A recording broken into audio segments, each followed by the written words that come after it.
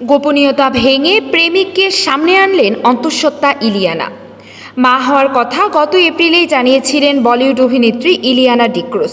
এমন খবরে চমকে গিয়েছিল তার ভক্তরা, কারণ তখনও বিয়ে করেননি তিনি। অনাগত সন্তানের বাবাকে সেটা তাৎক্ষণিক জানাননি এই অভিনেত্রী। বিষয়টি নিয়ে সোশ্যাল মিডিয়ায় ইলিয়ানাকে কটাক্ষও করেছেন অনেকে। মাস তিনেক পর এবার প্রেমিককে প্রকাশ্যে আনলেন ইলিয়ানা।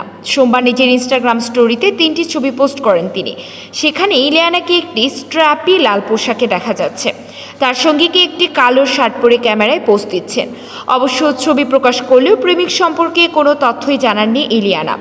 এমনকি তার নামও খোলাসা করেননি বরফি তারকা। ছবিটিতে যাকে দেখা যাচ্ছে তার সঙ্গে গত মাসে ইলিয়ানার শেয়ার করা একটি অস্পষ্ট ছবির সঙ্গে হুবহু মিল রয়েছে। তিনি তার গর্ভাবস্থার একটি দীর্ঘ নোট সহ ছবিটি শেয়ার করেছিলেন। ইলিয়ানা ডিক্রুজকে সর্বশেষ দেখা গেছে 2021 সালে মুক্তি পাওয়া দ্য বিগ বুল সিনেমায়। এছাড়া সম্প্রতি তাকে গায়ক বাদশার সাব গজব শিরোনামের একটি গানে দেখা গেছে।